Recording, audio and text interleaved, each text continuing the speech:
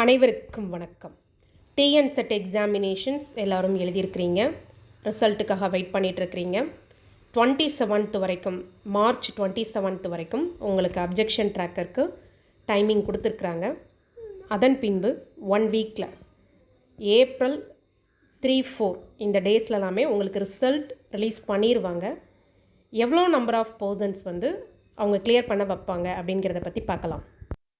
இந்த டிஎன்செட் எக்ஸாமினேஷன்ஸை first Manonmaniam Sundaranar university conduct பண்ணுற மாதிரி இருந்தாங்க. அந்த டைம் அவங்க ஆல் சப்ஜெக்ட்ஸ் சேர்த்து 99,000 அப்ளிகேஷன்ஸ் ரிசீவ் ஆனதாக தெரிவிச்சிருந்தாங்க.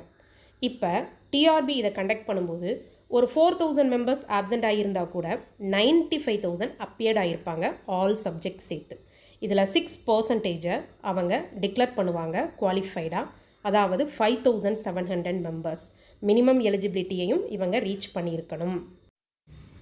இந்த 5,700 மெம்பர்ஸில் 31%, அதாவது ஓப்பன் காம்படிஷன் அன்ரிசர்வ்டில் 1,767 பேர் குவாலிஃபைடாக டிக்ளேர் ஆவாங்க. இவங்க அனைவரும் மினிமம் எலிஜிபிலிட்டியை கண்டிப்பாக ரீச் பண்ணியிருந்திருக்கணும். ஸோ ஓவராலாக அப்பியர் ஆனவங்களில் 1,767 பேர் ஜென்ரல் கேட்டகரியில் எல்லா சப்ஜெக்ட்டுக்கும் சேர்ந்து குவாலிஃபை ஆவாங்க. பிசி கம்யூனிட்டியில் இந்த 5,700 பேரில் 26.5%, அதாவது 1,511 பேர் ஓவராலாக எக்ஸாமினேஷன்ஸ் எழுதினவங்களில் 1,511 பேர் அந்த மினிமம் எலிஜிபிலிட்டியையும் இவங்க கண்டிப்பாக ரீச் பண்ணியிருக்கணும். இவ்வளோ நம்பர் ஆஃப் ஸ்டூடெண்ட்ஸ் பிசியில் குவாலிஃபைடாக டிக்ளேர் ஆவாங்க.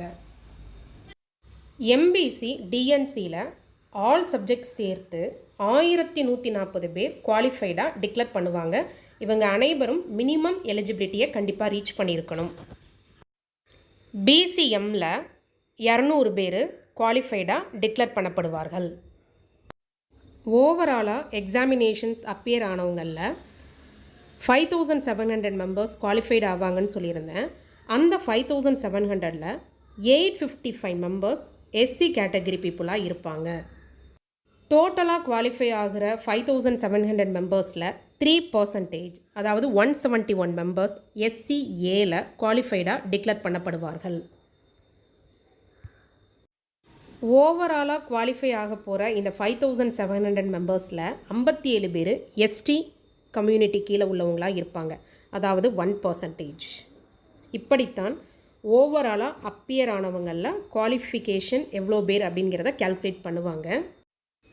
எங்கள் அகாடமியில் படித்த ஸ்டூடெண்ட்ஸ் ஏன்ட்ட சொன்ன ஃபீட்பேக் வச்சு அவங்க எவ்வளோ நம்பர் ஆஃப் கொஷின்ஸ் போட்டிருக்காங்க அப்படின்னு அவங்க சொன்னதை வச்சு நான் அனாலிசிஸ் பண்ணியிருக்கிறேன். இது மேத்தமேட்டிக்ஸ்க்கு மட்டும். ஜென்ரல் கேட்டகரியில் 95 to 100 கொஷின்ஸ் போட்டிருந்தீங்கன்னா நீங்கள் கிளியர் ஆவதற்கு வாய்ப்பு இருக்கிறது. BC and MBC 85 to 95 questions, அதாவது 150 கொஷின்ஸில் நான் சொல்கிறேன். இன்ட்டு 2 போட்டிங்கன்னா மார்க் வந்துடும். BC Muslim 80 to 85 questions, SC 75 to 85 questions, SCA 70 to 75 questions, ST around 70 questions. So எங்கள் அகாடமியில் படித்த ஸ்டூடெண்ட்ஸ் எனக்கு கொடுத்த மார்க்ஸ் ஃபீட்பேக்கை பேஸ் பண்ணி நான் இந்த ரிசல்ட்டு கணிச்சிருக்கிறேன். மார்ச் 27th வரைக்கும் உங்களுக்கு அப்ஜெக்ஷன் ட்ராக்கர் கொடுத்துருக்கிறதுனால ஏப்ரல் 1st வீக்கில் உங்களுக்கு கன்ஃபார்மாக ரிசல்ட் டிக்ளேர் பண்ணிடுவாங்க. All the best. நம்முடைய பிஆர் மேக்ஸ் அகாடமியில் PGTRB, arts TRB, TNPSC combined technical services for mathematics, statistics, economics இந்த எக்ஸாமினேஷன்ஸ்க்கெல்லாம் ஆன்லைன் கோச்சிங் கொடுத்துட்ருக்கோம். டிஎன்செட் ஆஸ்பிரண்ட்ஸ் டிஎன்செட் ரிசல்ட் பார்த்த பின்பு நீங்கள் குவாலிஃபைடு ஆகிட்டிங்கன்னா ஆர்ட்ஸ் டிஆர்பிக்கு நம்ம அகாடமியில் ஜாயின் பண்ணலாம். அதுக்கு special coaching TNSET result declare பண்ண பின்பு நாங்கள் ஸ்டார்ட் பண்ண போகிறோம். ஈவினிங் 6 to 9 கிளாஸஸ் இருக்கும். நானும் சபரி மேமும் உங்களுக்கு கிளாஸஸ் எடுப்போம். உங்களுக்கு ஜூன் எண்டில் ஆர்ட்ஸ் டிஆர்பி இருக்கும். ஸோ ரிசல்ட் டிக்ளேர் பண்ண பின்பு ஒரு ஸ்பெஷல் பேட்ச் நாங்கள் ஸ்டார்ட் பண்ண போகிறோம்.